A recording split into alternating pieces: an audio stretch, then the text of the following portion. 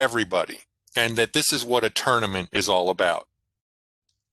This is based on work by Ed Lazier and Sherwin Rosen from 1981.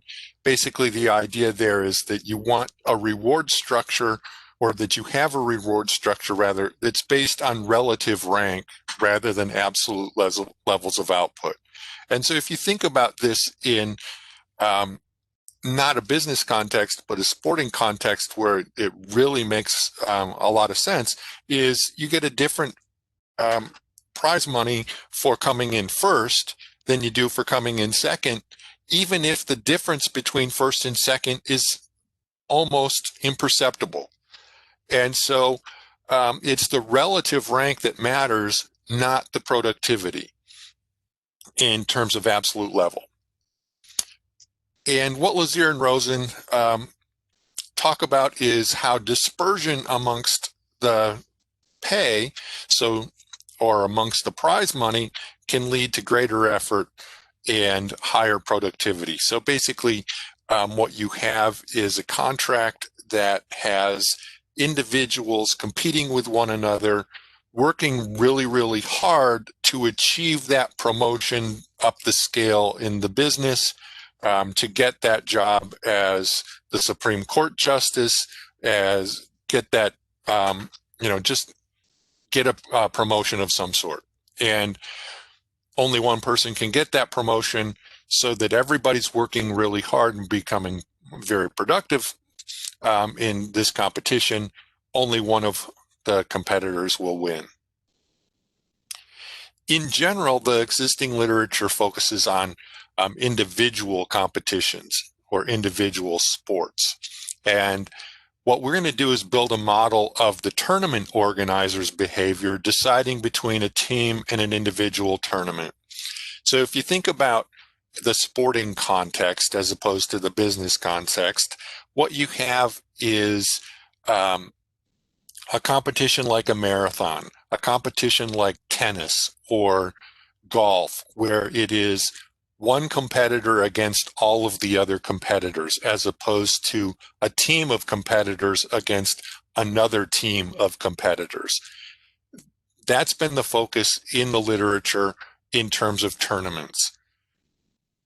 The question that we have, though, is why does the organizer choose to have an individual tournament versus a team tournament when either are possible? So why do we have individual marathons or individual sprint races as opposed to relay races? Why is there not more of that kind of competition? Why is there not more competition like, say, the Davis Cup, where it's a team tennis tournament as opposed to the individual tennis tournaments? And what we will do at the end is use data from esports, where we have both prize money for teams that win and for individuals that win. And we have both what we're going to call minor and major events, but really what we have is minor events are largely played online, meaning that we could be sitting in our home offices right now competing in this esport competition. Or what's become a huge phenomenon, we could have thousands of people in the football stadium or in the basketball arena watching the monitors as teams of competitors play video games against each other. So those are the sorts of data that we're going to use. I'll be more specific about that shortly. So our question here is about the organizer's behavior. This organizer is going to choose whether to have a tournament that pits individuals against one another or a tournament that pits teams against one another. And we're going to simplify matters by saying that the tournament only has two competitors. So it could be one person against another person, or it could be one team against another team. In general, the tournament theory is about not one versus one, but it's what would be called a sequential elimination tournament. And so Rosen in 1986 focused on the sequential elimination tournament. So basically what his idea there is that you have a match between two players, one of them wins and moves on to the next round. The loser is eliminated. And so you sort of build up a pyramid. You can think about March Madness in college basketball, where what happens is you start off with 64 teams, you get 32 games, one team is eliminated from each of those games, and then you have 32 teams that play 16 games. Those individual games eliminate 16, and so on until you get to the finals where it is 1 versus 1. We basically have eliminated or simplified away from all of those earlier rounds to have just between the last two competitors. The winner of the competition is going to get a prize W1, and we're going to put IND on it if it's an individual competition and team on it if it's a team competition. And the loser gets a smaller prize W2, which we're going to allow to be proportional to W1. The result is going to turn out in this, what you could think of as a winner-take-all kind of a competition, is that delta should be 0. That the best outcome in terms of maximizing effort for the organizer is going to be that it be winner take all. And you can see, I think, the intuition of that fairly simply, but I'll get to that shortly. The other thing that we're going to introduce here that has not been part of the tournament theory literature before is that the organizer has a fixed budget. And that fixed budget is going to be how much money they will pay out in prizes. And so when they're thinking about W1 and W2, the idea there is we have a set amount of money that we're going to pay in prizes, and we're going to allocate it to first place prize money and second place prize money. And the way that we're going to do that is, well, first by choosing this delta, but the goal here is to get as much effort as possible out of our individual competitors, because the individual effort from our competitors is what's going to drive the payoff for the organizers. So you can think about the structure of this game. Basically, there's the organizer who's thinking about an individual or a team game. They're going to choose the value of delta, and it can be different between the team and the individual game. And so they want to devise the prize system for the individual game to maximize effort there, and they want to devise the prize distribution for the team game to maximize effort there. And then they want to compare the payoff to the organizer of those two sorts of games, and they will sponsor that game, individual, or that tournament, individual or team, which provides them with the greatest payoff. So we're going to solve from the individual and the team games and move backwards to the decision of the organizer. So, okay, David, what would you like to know? Well, it would seem to me a lot is going to depend on what the organizer is trying to accomplish, say, in terms of getting attention. Is there advertising revenue they're trying to generate, and so on, about how they're going to want to set it up? And well, I think you'd need to specify that kind of in advance, wouldn't you? Well, we're going to specify what the organizer's utility function, so to speak, or payoff function, when we get to what their actual decision is. What we are assuming is that whatever the organizer's payoff function looks like, it will be increasing in effort by the individual participants in the matches. Okay, I mean, like just to give one example, and I don't want to get too much down this rabbit hole, but what was coming to mind is the whole issue with the NCAA about having a national college football champion or not.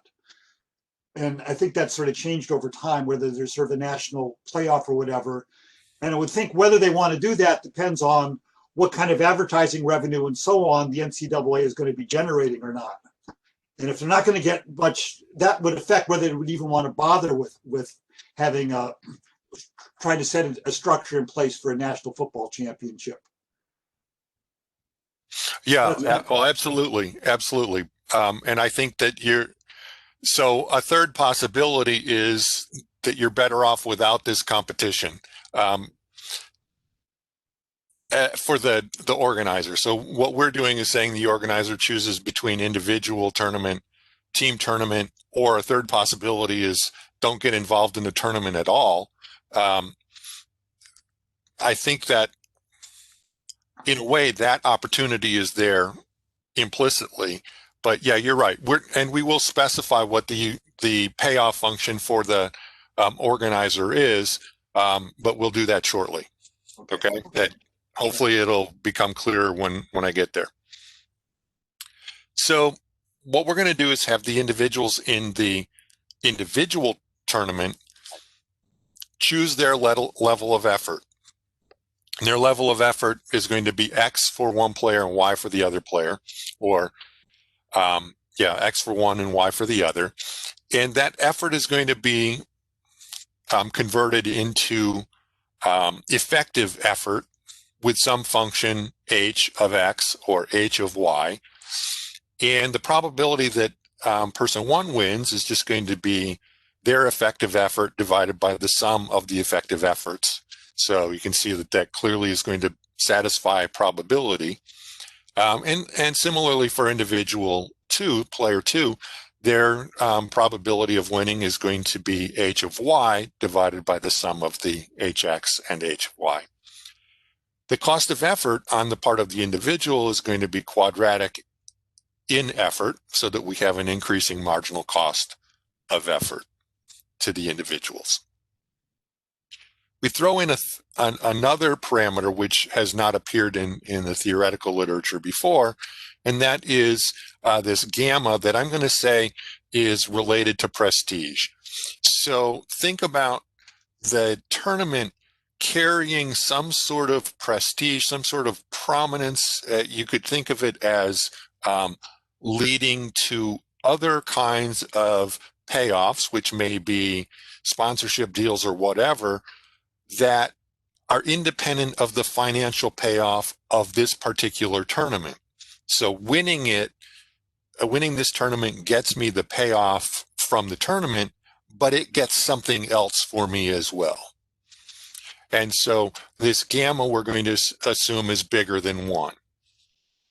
You can think of that as a way also of simply scaling the size of the tournament payout value W. So we have the individual utility function here, that it's just an expected utility function that says the expected payoff from winning plus the expected payoff from coming in second minus the cost of effort is going to be the utility to the individual. And so each individual player, 1 and 2, is going to maximize this by choosing their individual effort.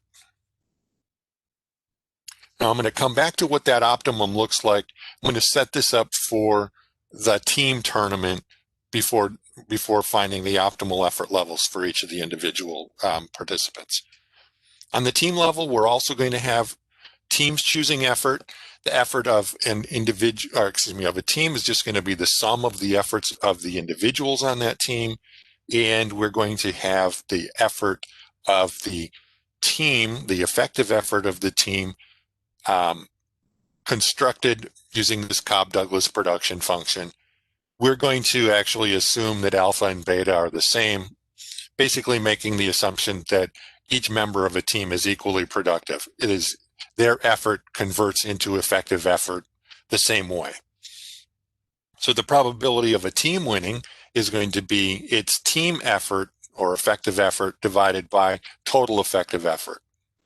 And the cost of effort to a team is going to be each individual player on that team's cost of effort. So it's increasing in the effort of each individual player, and that the cost of effort for one is independent of the cost of effort for the other.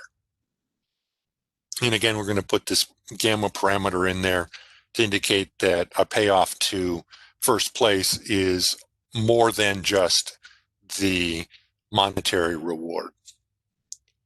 We also are going to share the prizes equally amongst the members so that if a team wins, each member gets the W1, the prize for first place, divided by 2.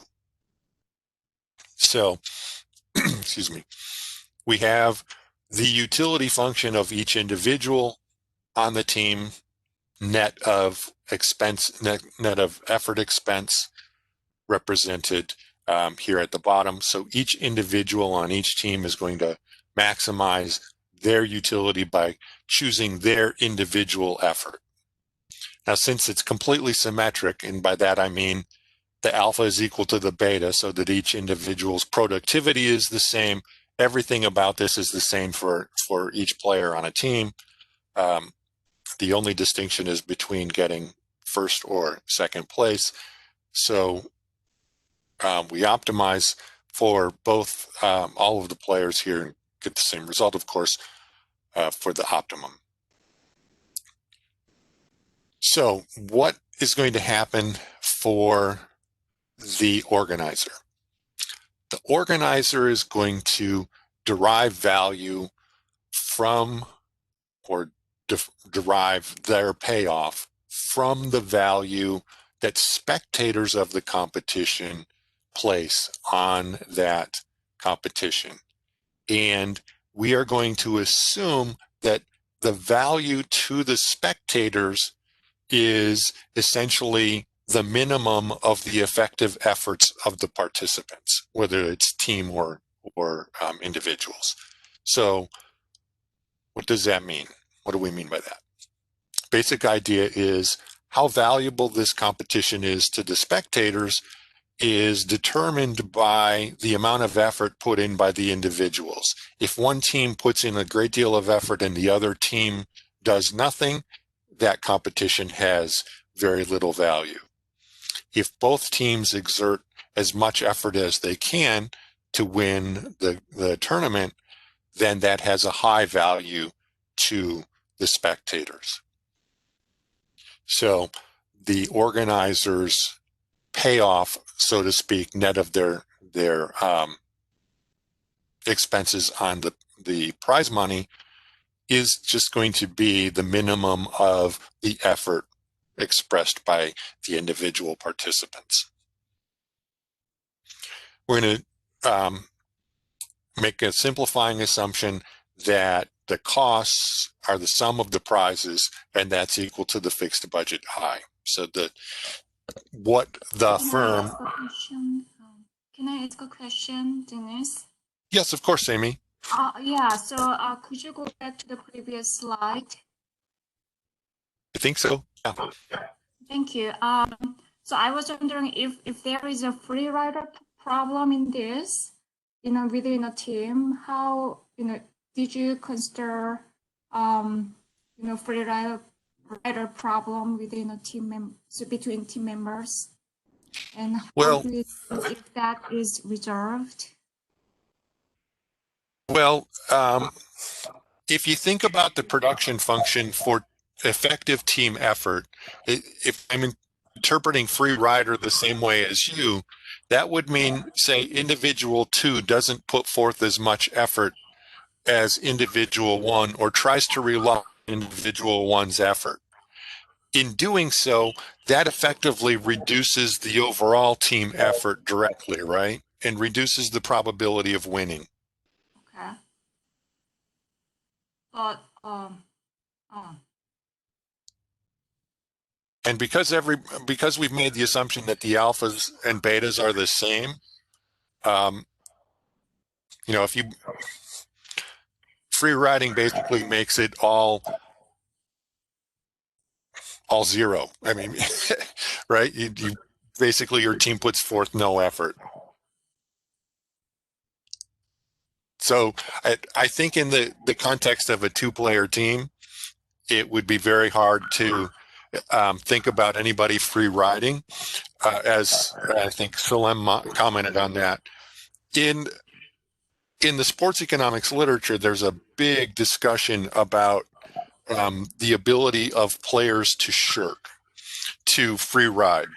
And one argument is that players can't possibly shirk because watching them, everyone knows if they're not putting forth the effort. And who's going to be on a team with a player who doesn't put forth any effort? Now, in our model, that's not here because we don't have any construction or any modeling of how the team forms, right? But the idea there is if I'm individual one in this two-person team, I would never join a team with person two if that person was known to be a shirker, known to be a free rider on effort. Okay. So, So we basically are assuming it away. okay. Is it a static model or is it periodic game model? I'm sorry, I didn't understand the question. Is it a static model or is it dynamic model? So that the game could be repeated over and Oh, it's a static model. We don't have a second tournament that people could compete in. Okay. So we don't have the possibility that I learned that you free rode on me in this tournament. So next tournament, I choose not to play with you or anything like that. Okay, thank you. Uh-huh. So then I think the best example to think about in a team of two players is like a doubles match in tennis. There's almost no way in the world that you can win if your teammate is not putting the effort because of the way that the game is structured. Or you can think about running 4x100 in the Olympics. You cannot win without everyone putting actually the effort. So, but obviously, the bigger the number of players, if you have 11 players like soccer, maybe one player could be a little bit kind of lazy that day. But in a 2-3, I think it's hard to really see one shirking. Yeah, I agree, and that's a good example of that. I hadn't thought about that. No, but we presented this a couple of times. Nobody ever raised the question of shirking before, so I appreciate that question, Sami. Oh, thank you. Yeah, sure. So let's see. So the organizer's utility function looks like this. They're going to choose the prize money to optimize, but the first process is how are they going to, oops, what the heck? I think I've skipped a slide somewhere. I definitely skipped a slide somewhere because I should have a slide that has the utility maximizing decision of each of the individuals.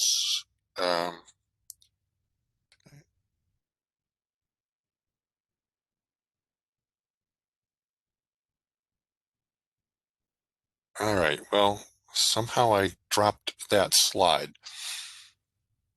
It's okay, because what we're going to do is, oops, I need N, not P. What we're going to do is take those optimized levels of effort for the individuals based on the W's set by the organizer and optimize this function, having substituted in here basically the optimum X for the individuals and the optimum X for the teams, or the amount optimal effort in both groups. And then when we do that, then we go to this slide. The result that, one of the results that's gone is the fact that delta will always be 0. And so what that means is that it's always winner take all at this final stage. Basically, any narrowing of the prize money between first and second means that there's less incentive for trying to win. And this most extreme example is, suppose you just split it equally. Then neither side, neither team has any incentive to work hard to win the match. And so that would be the least interesting outcome for the tournament organizer. So the way to get the greatest amount of effort is for there to be no payoff, or a payoff of 0 to the losing team, and the maximum or full budget being paid to the winning team.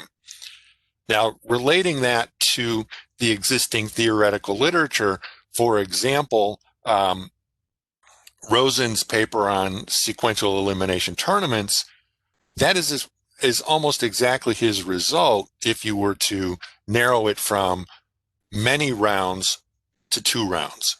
And basically the idea there is that the gap, or the difference in the prize between place n and n-1 should get bigger and bigger as you get closer to the end of the tournament. So if you're playing for 8th place versus 7th place, the prize money doesn't need to be very much. But if you don't then have a really strong gap between 6th place and 7th place, you're not going to put forth much effort to win the 7th versus 8th place game. So you have a bigger prize to win, to move on, to go against, to win for 6th. And so at the end, what you see is this very convex prize structure with a huge gap between 1st and 2nd, a still large but smaller gap between 2nd and 3rd, and so on until you get down to very, very low places in the tournament, where the prizes are roughly the same. So this result of winner take all in our 2-person match is very consistent with the literature that or the model that Rosen developed. So what we're going to do is to determine what kind of tournament the team the organizer should organize, is determine what the payoff is to the tournament organizer between the 2 outcomes. So here's basically the payoff to the tournament organizer in the team match. Here's the payoff to the tournament organizer from the individual match. So if we were to optimize those functions that I apparently removed the slide for, what we would see is essentially that this is the effort for the, well, this is the effort for the team match, and this is the effort for the individual match. So what we see here is that whether this is positive or negative is going to depend on how big alpha is. So I is the budget. For a fixed budget, depending on alpha, you could have the team tournament preferred, or you could have the individual tournament preferred. If alpha is really small, less than 1/2, then the team tournament is preferred if the budget is less than this mess. And if alpha is bigger than 1/2, the team tournament is preferred when the budget is bigger than that mess. Now, you might have no intuition about that, and I would say that's a big crowd. I don't have any intuition looking at that stuff, but I think this actually helps a lot. So what do we have?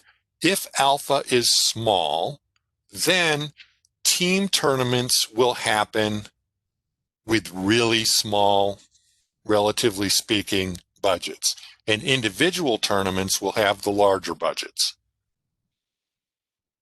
Okay, the smaller is alpha, the larger the budget you can have, and still it being optimal to organize a team tournament. As alpha rises, the budget for which a team tournament is the better choice is getting smaller and smaller.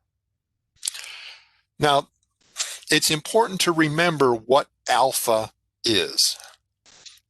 Alpha, remember, is the parameter on that production function that converts individual effort into effective team effort, into effective effort. Okay?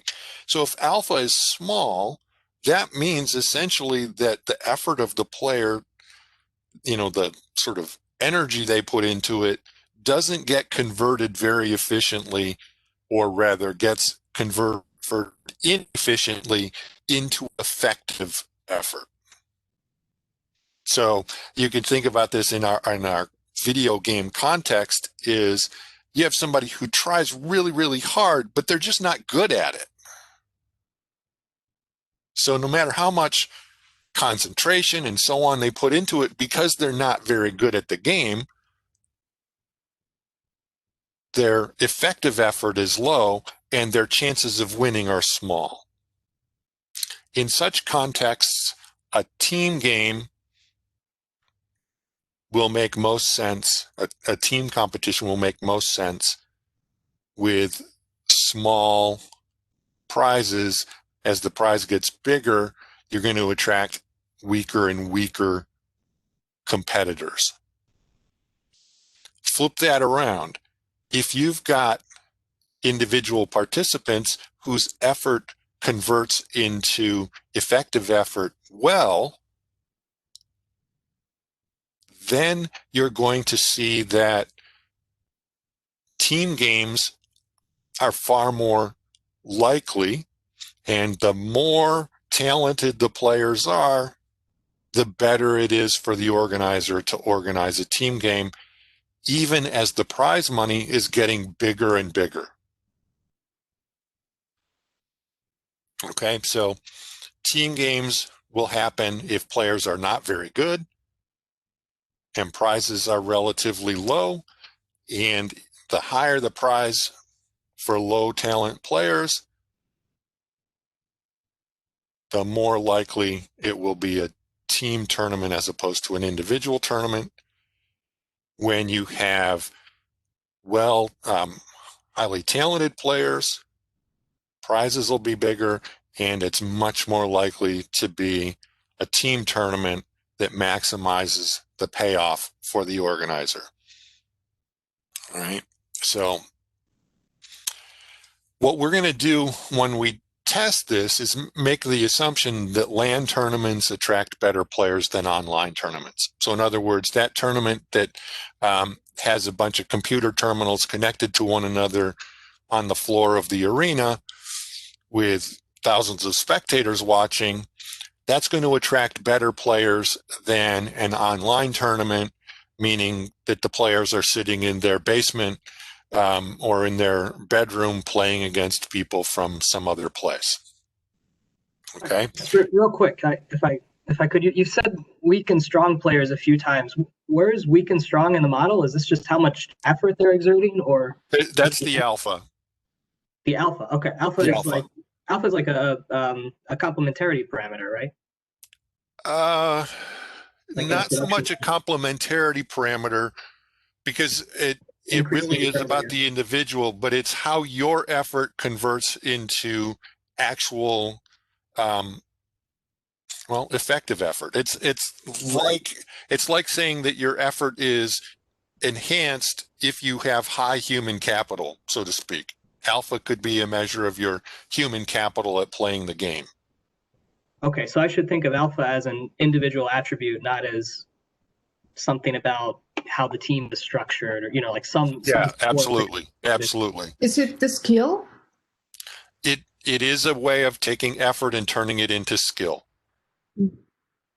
or a reflection of the skill. Dennis, if I could follow up on that, what about this issue of players sort of playing to display themselves versus playing for the team, assisting other players? Isn't there that sort of issue like in basketball and so on? And so are you a team player versus somebody who just hot dogs and displays yourself and so on? Is that Well, incorporated in some way? it's not incorporated in our model in any way. I think maybe what I ought to do is describe. We have many different esport disciplines, and I hate that phraseology, but that's sort of the language they use. Basically, there are video games that require teams, and there are video games that you play as an individual. Most of the time, the difference is essentially static. That it's a team game. You need more players to play it than just yourself. You need to work together. But some are purely individual. So in the case of the team games, and that's really what you're asking about here, David, is generally speaking, what happens in the team game is somebody is the in-game team leader and is directing the other players on what to do.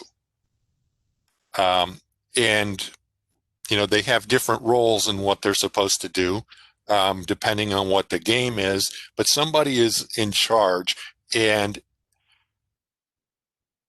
any player that behaved the way you're suggesting would probably not be successful. Certainly it goes a little bit to Sami's question. If you behave like that, you're going to damage your team's output and probably not be asked to play again.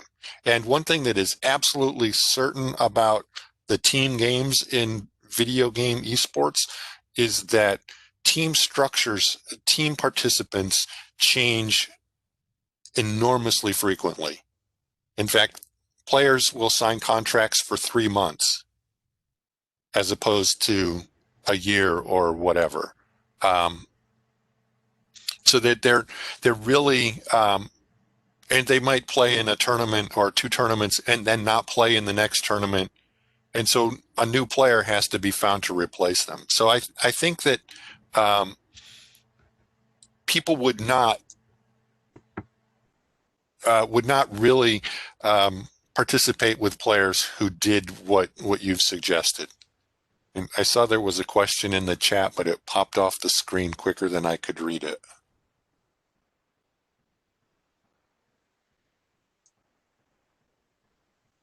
Dennis, it was me. It's Tim. I just asked just as a clarification because I don't have your other slides in front of me.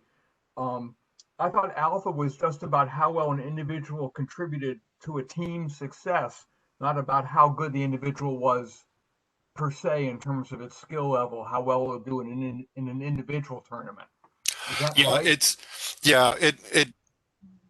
Well, we could have an alpha, you know, that I didn't specify what the H function in the individual tournament looked like.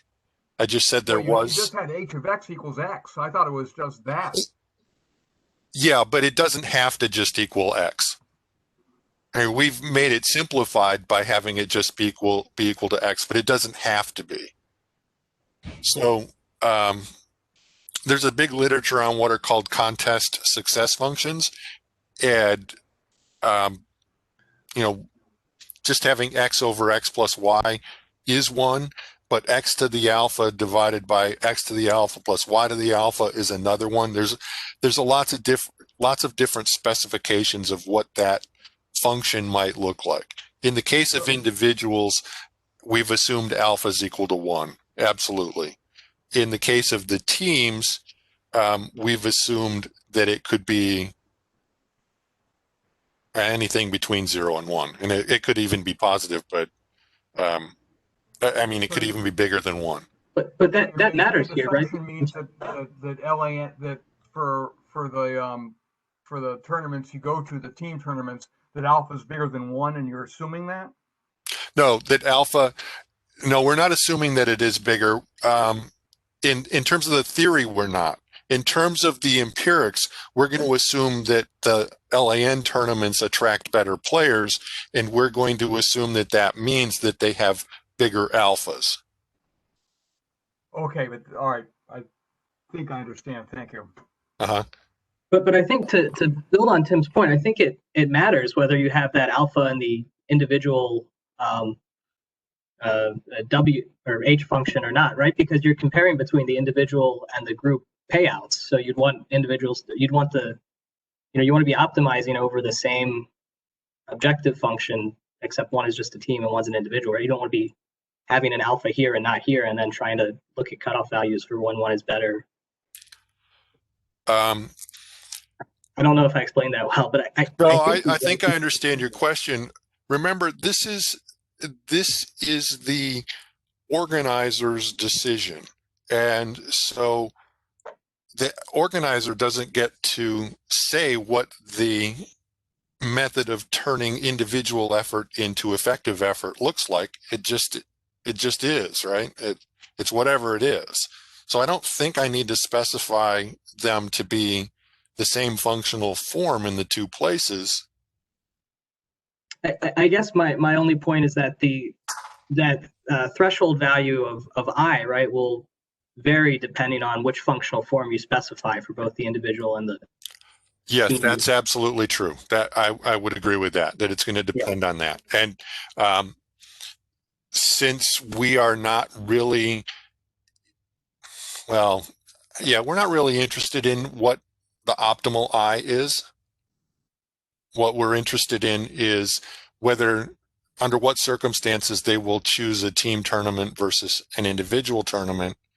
And so we're going to set equal the I in both places. The budget's the same. Which one do we prefer?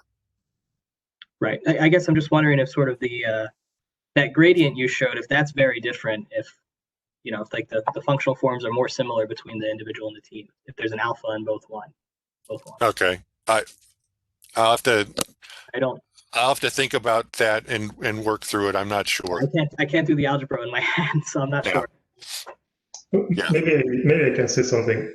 The way I read it is this: imagine that your starting point is actually a team competition where you have the alpha and the beta, and then the point I think that Dennis is making is, as alpha gets closer and closer to 1, then then it's better to have like an individual effort, because that individual is very skillful. The output that you get from one individual out of the effort is higher than when alpha is smaller. And so I think if you start from a team effort and let alpha get close to 1, then you better have an individual tournament. The way I would think about it, for example, in tennis, if you have players who are ranked 300, 400 in the world, maybe you want to have a sort of a double match. But if you have Roger Federer or Rafael Nadal, then you would like maybe to have a one-on-one match, because these players are very good, very skillful. Their alpha, so to speak, is very high, very close to 1. So that, I think, the way I would read it. But I'm not sure if that's what Dennis has in mind.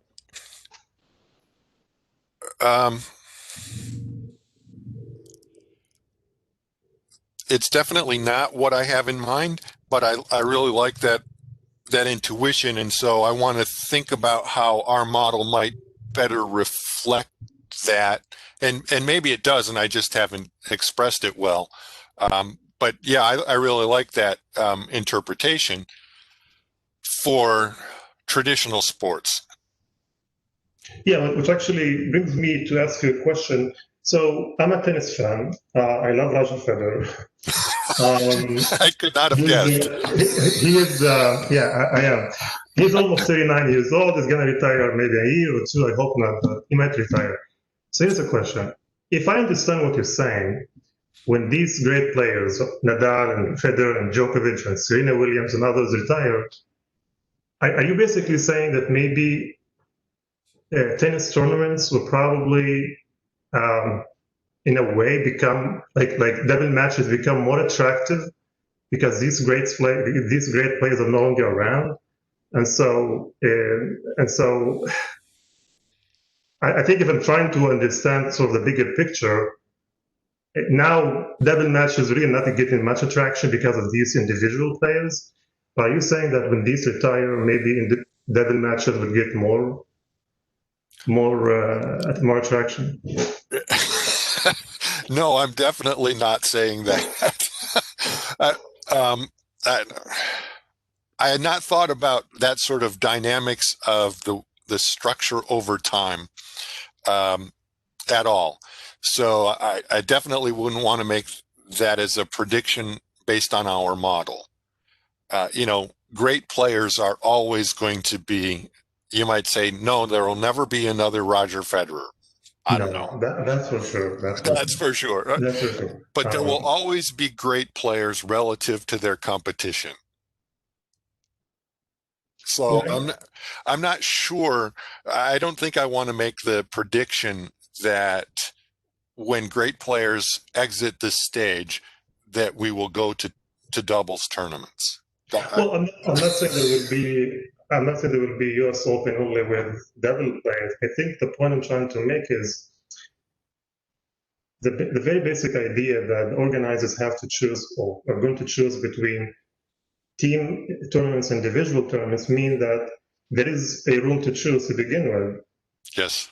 And so, which is not always the case necessarily. And I think what I'm more looking at is imagine that you actually can organize a tournament of tennis, and you're asking yourself, what should we focus on? Having mediocre players playing double matches, or maybe having these top 10 players playing individuals? When you have those top 10 players, having a one-on-one would be great. But if you don't have those, then maybe double matches would be better. That of course, assuming that you can choose between individual and team tournaments. In addition, of course, to what type of competitions in tennis, for example, would be more attractive for spectators, when you have the great ones versus sort of the mediocre ones. I think that's the other thing I was trying to think about. As a fan, but also trying to relate the model to a sport that I follow a lot and see how that can fit. Yeah, well, I appreciate that. I was going to say very quickly, and my only point going back to before is that your only measure of Roger Federer's skill player is how well he is as a doubles player. That's the only parameter you have for him. You don't have a parameter for how good he is as a singles player relative to that. That's variable. That's well, I think his alpha is very large. I think that's the way I would read it. But the alpha in the model is only how well he is as a doubles player. It's not about how well he is at winning an individual tournament. That's not variable. Well, I think the idea is I mean, again, this is how I read it, but if you can choose between individual and team tournaments, the larger the alpha of the players, the more you would like to have individual tournaments. The smaller the alpha, the more you would like to have team efforts, because then the weaknesses of the players is not exposed as much when you have team efforts. And the bigger the number of the players, like in soccer, then the more you can sort of have mediocre, maybe players where you don't feel them as much as you would feel them when you have one individual player. So I think that's my reading of it, but I'm not sure that's what the paper is trying to do. With respect to Tim's point, implicitly alpha is equal to 1 in the individual tournament, right?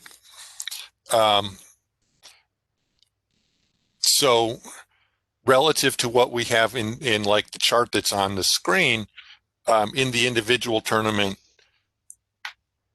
we're always thinking about alphas at this extreme up here for the individual. Right, but then so the higher which means they're always better as an individual player than as a doubles player, or that would be a small alpha.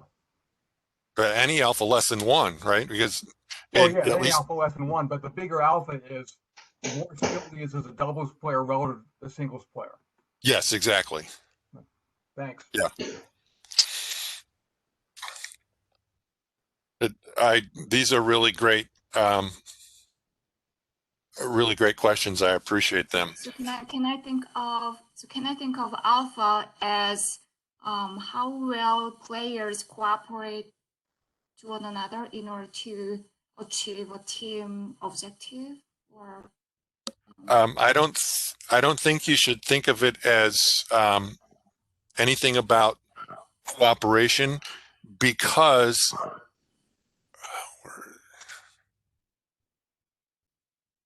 notice that it's really alpha is how this player's effort corresponds to team effort. And I don't think it's really reflecting cooperation. okay. And of course we set them equal by assumption. Oops. So our implications: team tournaments as a share of all tournaments will rise with the prize money. So the more prize money there is, the more likely it is that it will be a team tournament as opposed to an individual tournament. And team tournaments online, and our assumption is that online tournaments will have weaker players, will have small prizes. So then we have the implications of regular tournament theory, the difference in prize, what's called the inter-rank spread for this final stage contestants relative to the lower stage contestants should be large. And that's what I was describing before, that you have this convex relationship between prize money at low values, meaning low coming in first or second, as opposed to coming in 8th or 9th, will have much bigger prizes at the low values as compared to the high values. And so the data we're going to use comes from the Esports Earning Project. The information is on tournament prize money distribution. Basically, it's between first, second, third, down to 8th place in the tournament. And it's measured in dollars. The period for the analysis is between 1999 and 2014. We've adjusted everything for US inflation rates. So here's the difference between team games and individual games. First thing you see in the team games, you have prizes of $50,000 getting a huge proportion, or more actually, getting a huge, so this is first place, or I should say that, first place, second place, and so on. And what do you see? A really big drop off between first and second, a much smaller drop off between second and third, smaller still between third and fourth, and so on until you get out here where there's basically no change. In the individual games, for the first, second, and third, you get the same sort of structure, and then it flattens out much quicker, so that basically 5th through 8th, there's no difference in the prize money, and it's often 0. So what we did to test the theory that we've got, that I've described, is the following. We created bins for prize money, well, actually the log of the prize money. So think of there being this distribution of prize money, the log of prize money, and what we do is take, say, the first 10% of the prize money distribution and the second 10%, and so on, so that actually it's more like 4%, but so we've divided it up into bins of prize money, and then within those bins, what share of the bin is a team tournament versus an individual tournament. And what do you see here? Well, the very, very lowest prize money has a high proportion, or 100% actually, of the tournaments at this very, very lowest prize money are team tournaments. That is that idea that really, really low prize monies are more likely to get you team tournaments. Now, who's going to be participating in these sorts of tournaments? Our hypothesis is that such individuals, such participants will be a bunch of friends online doing this for fun. Just let's see what we're going to do. And so in the right-hand picture, we've split it by online and tournaments. So online versus in the arena. And what you see is that the relationship over here between prize money and tournament type is much steeper for the online tournaments, which is consistent with the story that as the prize money gets bigger, you're going to get fewer and fewer weak players in those tournaments. You're going to get the better players in the team tournaments online. And so this just shows you the relationship. As the prize money goes up, the share of team tournaments is going up. And this shows that it's significantly different for online versus LAN tournaments, which we think is consistent with the theory as we've laid it out. How large are these bins, Dennis? I'm just wondering if that's like one tournament over there on the left, or if... No, it's more than. I should remember this. We've got several thousand tournaments, if I recall correctly. And these are equal sized bins, or? Yeah, the bins are equal size. So the prize money bins are equal size. Actually, in a minute, we'll see how many tournaments we have when I show you the regression results. The test of Rosen's theory with this data. So here's the methodology for testing Rosen's theory. So we've got the log of the prize money. So in the data, there are only 2 players as a team. No, in the data, typically teams are 4 or 5. Okay. I was just thinking how how individual players, 4 or 5 players, would cooperate. Maybe this might not be your focus, but I'm just thinking about how 4 or 5 players would cooperate toward this game.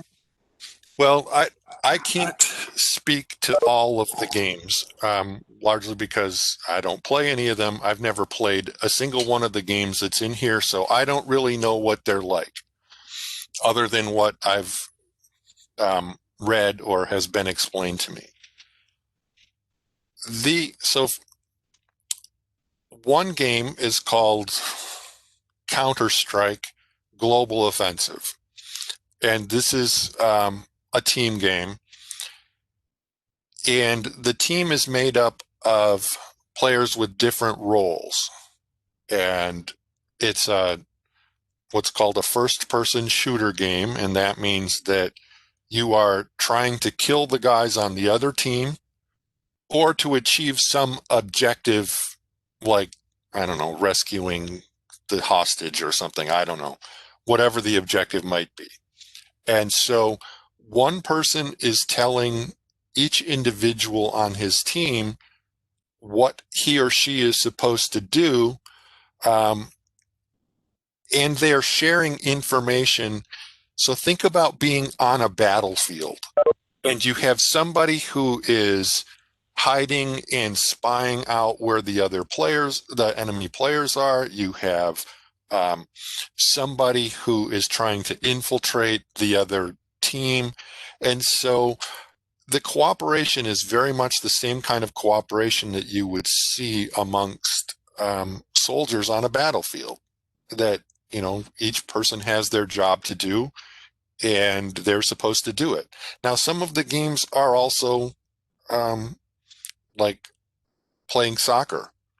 I think that soccer is actually an individual game in the tournaments, not a team game. But okay, so this game is not necessarily subject to any opportunistic behavior. It's less likely to be subject to opportunism, right? If by opportunism you mean if like I'm being the free lazy, riding, or yeah, so if I go off and start doing something on my own, it will, you know, if I sort of take my own initiative to do whatever the heck I want in the game, it will cost my team.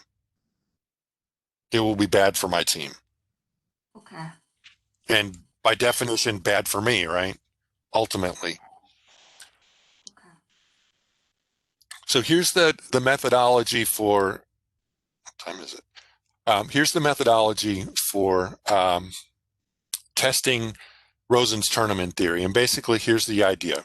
7th place gets some positive payoff. The gap between 6th and 7th is bigger than the payoff to 7th. The gap between 5th and 6th is bigger than the gap between 6th and 7th, and so on. And so basically, you have this set of hypotheses to test jointly. And so that's essentially what we're going to do with the prize money that's going to be paid out and at the different positions in each tournament. And we have dummy variables for the year and the country and actually the kind of game that's being played. So whether it's the one I just described or League of Legends or World of Warcraft or whatever that game might be. And then here's the total prizes paid in that tournament. So here is a slide, and I'm basically going to just focus on a couple of these things to show you what the basic idea is here. So if we combine all tournaments, whether they're offline or online, team or individual, here's what we get for the payoffs. And you see that from first down to second, big drop off. It's 50% smaller roughly. From second to third, again, you have that big drop off. From third to fourth, but substantially smaller. From third to fourth, the drop off has gotten smaller again. Between fourth and fifth, all the way across the board, regardless of how we do it, the drop off actually sort of isn't what we should expect. It's too big compared to what the drop from third to fourth was. But we do get this decline for the first 3 ranks as we would expect, or the first 4 ranks as we would expect. Total prize money paid means that the log of the prize for any particular position is bigger. Teams, you see somewhat different results between team and individual here. Offline and online, different results there. And notice in response to Mike's question about how big the bins are, so we've got 17,000 observations. So I'm not entirely sure how many are in each of those bins, but you know, even if it's 20 bins with dividing it out over this, that's a fair number of observations in each of those bins. The one thing that is not evident from these results, and this is the last slide I'm really going to show to emphasize. So here's basically what the spread is in our data. So when I see the result slide, why the effect is much bigger in the case of offline rather than online? So how can we interpret this? And the reason that we can interpret this is that the offline tournaments are the tournaments that are amongst predominantly the professional players. So it's going to be the better players. Okay. And so we think about this as offline, the alphas are going to be relatively big. Online, they're going to be relatively small. Okay, thank you. Mm-hmm. One of the things about the online tournaments, and particularly in the case of individuals, but also a little bit in the case of teams, is that they're very often winner take all, meaning that whoever comes in first gets the prize, nobody else gets anything. And they also tend to be much smaller prizes in the online tournament. So a prize of $100 for the winner of an online tournament would not be unusual. Whereas the offline tournaments, the LAN tournaments, that showed 50,000. There's $1 million prizes for some of those tournaments. So coming in first. So it really is a distinction between the best players are going to be in the offline tournaments, and the weaker players, or the players who are trying to decide if maybe competing in this is trying to do this professionally as a career. I start off trying to do it online. If I don't succeed there, then I don't try to do it offline. If I succeed there, then I try to go offline to do the local, the LAN tournaments. So a theoretical model predicts organizer choice depends on budgets and productivity of competitors. The prize structure in esports seems to follow tournament theory. Online versus offline matters. Team versus individual matters. And this all interactions. So we did interactions between what place you were in and whether it was an online or an offline tournament, that sort of thing. Those things also tended to matter, so that in an online tournament versus an offline tournament, first online versus first offline, there was a difference. So the different columns under each of those headings, you could do a chow test on the different columns, and you would see that the coefficients are in fact different for the team versus the individual versus offline versus online, and so on. And so it seems to be that the level of the competition also matters. So thank you for your attention. And I'm going to stop sharing this. Stop sharing.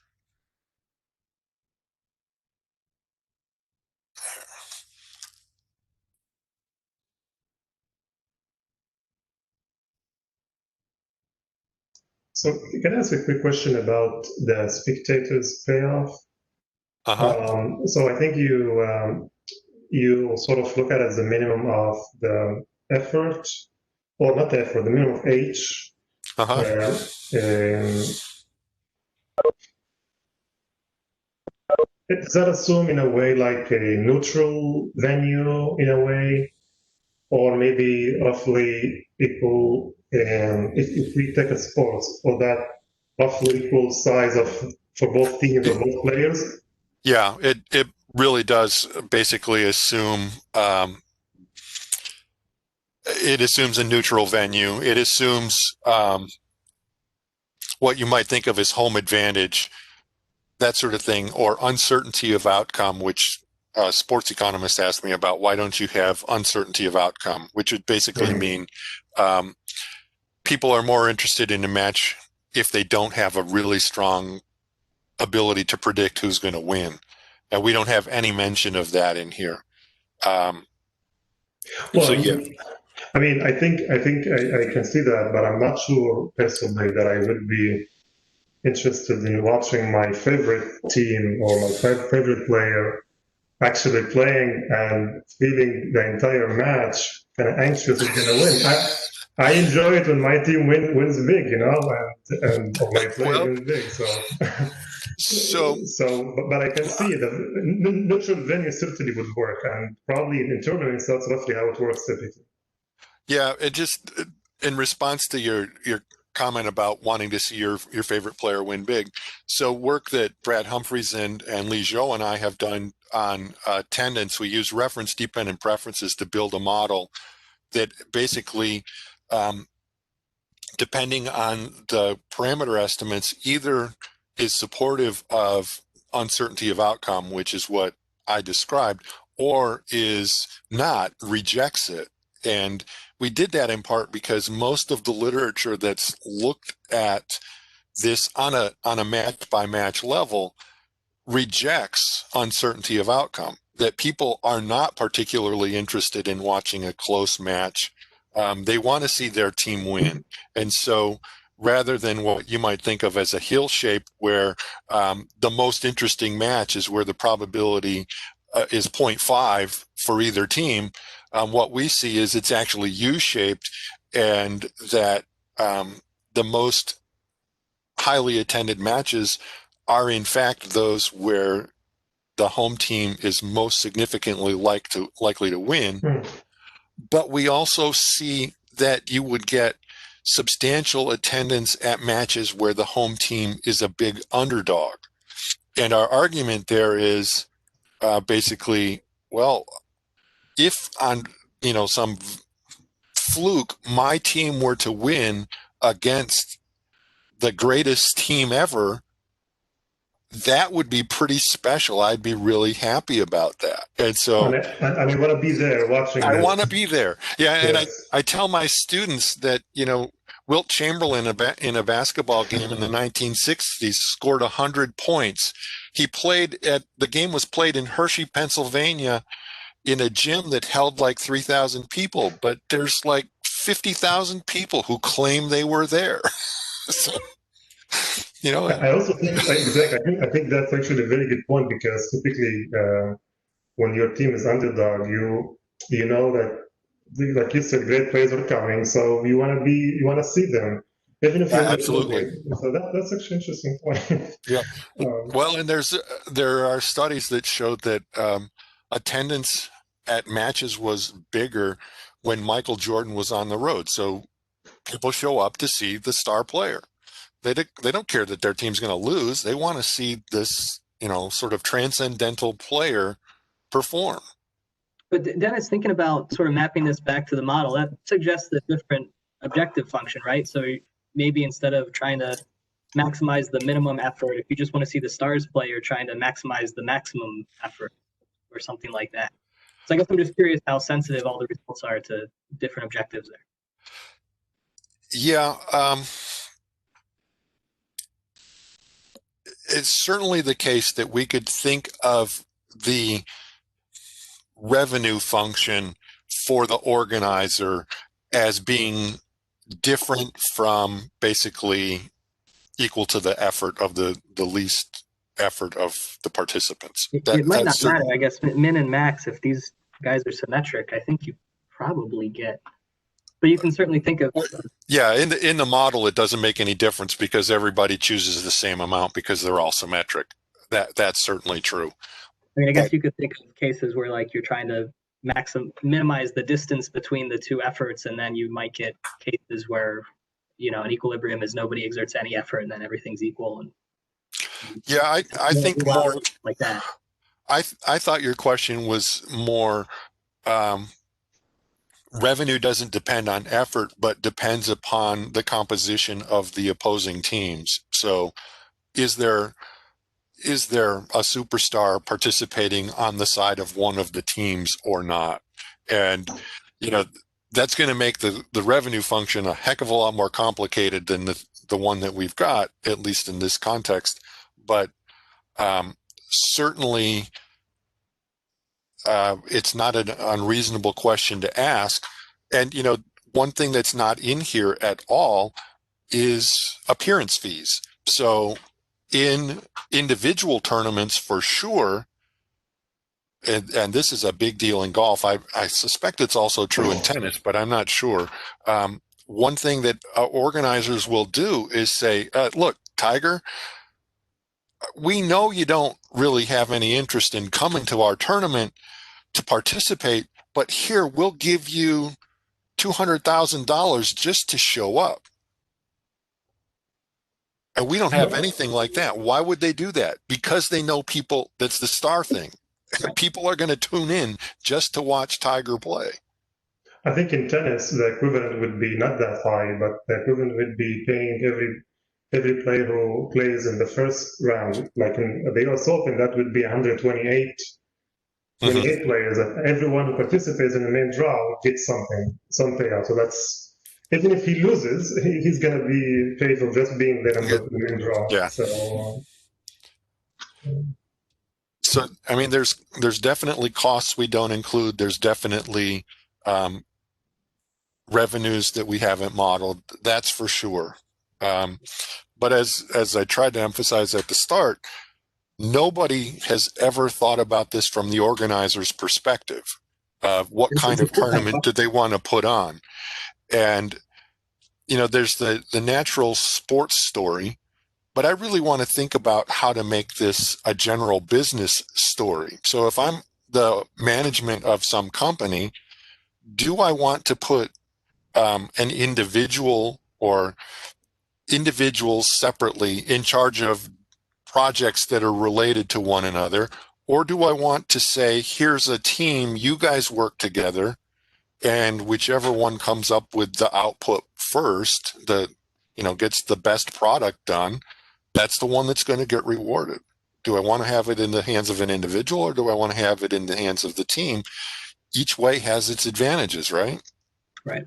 And so I want to think about how that might be a managerial objective, much more broadly speaking than just sports. Yeah, no, I think that's right. In my mind, I keep drawing analogies back to sort of the innovation race literature, which is why I keep mixing up my language when I. Absolutely. And that's one of the things that I had in mind also. I come back to this story of what was going on in innovation of computers. Well, you had multiple companies all racing to develop a computer. Government was supplying or was supporting them all in various ways, trying to get the best output. So that's sort of the idea that I have also in more general terms. I agree that the esports is like a fantastic setting to test it in, just because of the variations you can see. It's hard to get data on innovation team size and what the payoffs would look like and what the expected payoffs would look like. Absolutely. I mean, that's really fun. I love. Sorry, go ahead.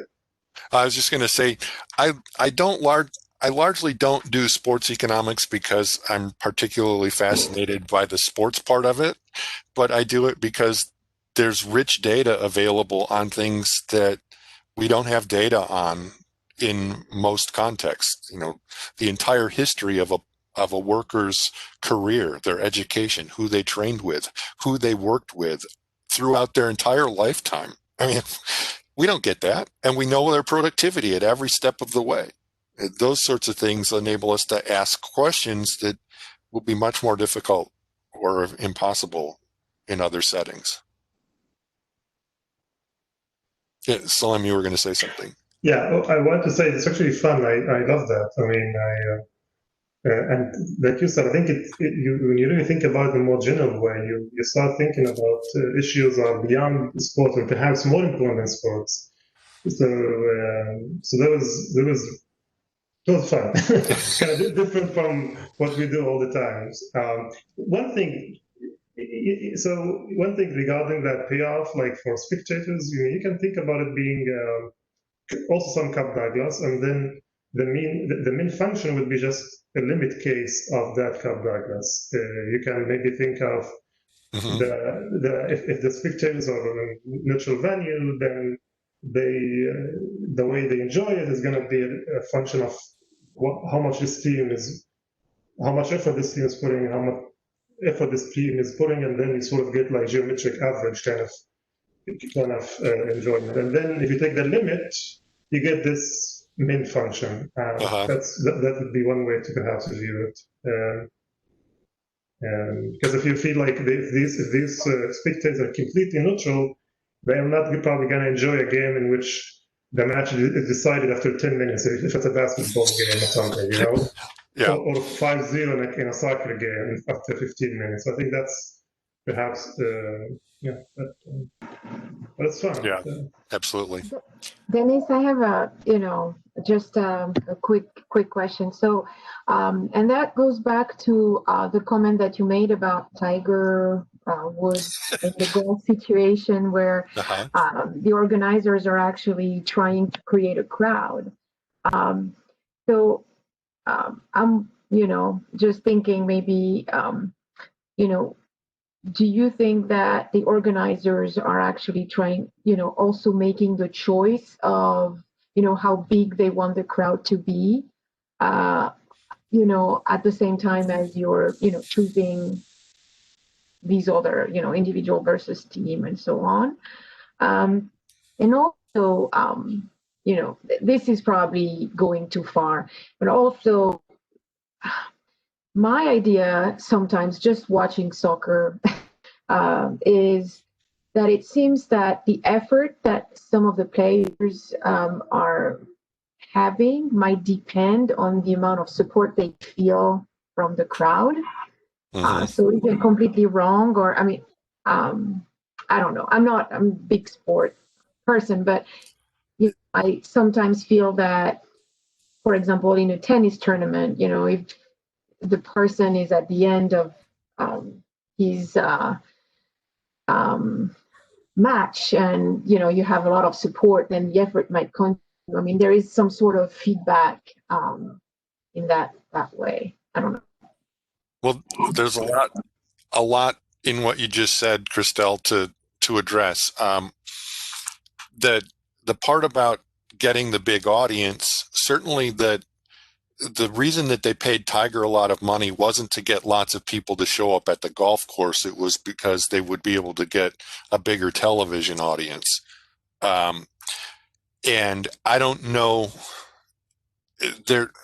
so far as I know, regular television doesn't broadcast esports tournaments now. So in the narrow context of this data, I don't know that would matter. What they do, though, is have, I don't remember the name, but you can go online and you can find when tournaments are happening, that they're broadcast online and you can watch them. So that is definitely a possibility.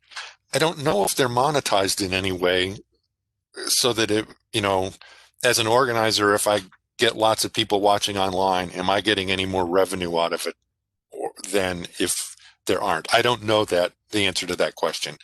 What I do know is that the big LAN tournaments are held in arenas and there are tickets purchased to go into those arenas.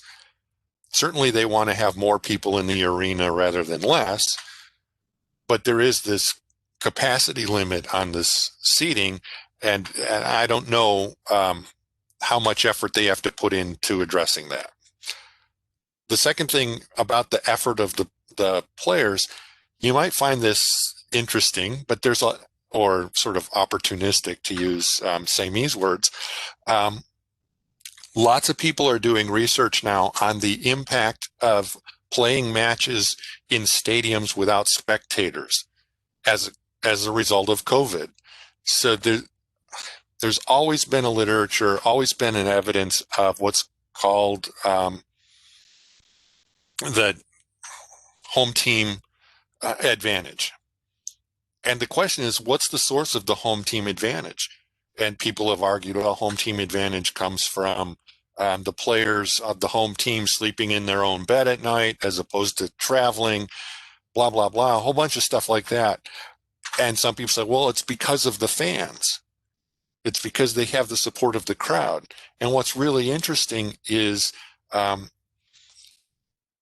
James Reed and I think Carl Singleton from the University of Reading did an early paper, and what it showed was that the matches that were being played in the EPL and the Bundesliga and so on without crowds, that the home team was scoring substantially less goals than in the similar period when there were fans. And so that was sort of evidence that it is, in fact, the crowd support. Now, it could be crowd support directly. It could be because referees adjudicate matches differently when there's a crowd and when there's not a crowd, and a variety of stories. But it does seem like home team advantage has disappeared during, quote unquote, the pandemic. So. Well, I can speak for that. So I'm a Manchester United fan in soccer, and well, I happen to like a lot in sports with the color red. I don't know why. And I like Manchester United. I like the Chicago Bulls. I thought University of Maryland, College Park, but also Roger Federer, Switzerland. But speaking of home court advantage, I mean, United this year, I think, played 3 games at home in the English League, English Premier League. And I think they haven't won a single game at home. That doesn't prove anything, it's very anecdotal.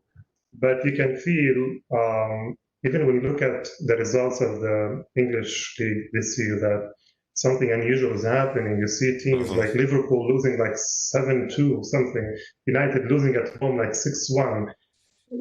Results that I haven't seen in 30 years. For 30 years, I'm following this type of sport. Maybe the NBA also was a bit hard because all the teams were like in the bubble, so everyone basically didn't have the home court advantage. But I think you could see now that teams, the big teams, are not, at least for now, are not able to sort of show their authority over or against the smaller, weaker teams, maybe because the weaker teams are not afraid of coming to Old Trafford or to Anfield or to this type of venue. So, yeah, absolutely. And it's 1:30. Any other questions? Well, thank you all. This was really excellent. I'm happy for the comments and the questions that give me a lot to think about. Thank you. Fun stuff. Thanks, Dennis. You're welcome. All right, great. Thank you. Thank you. Bye-bye.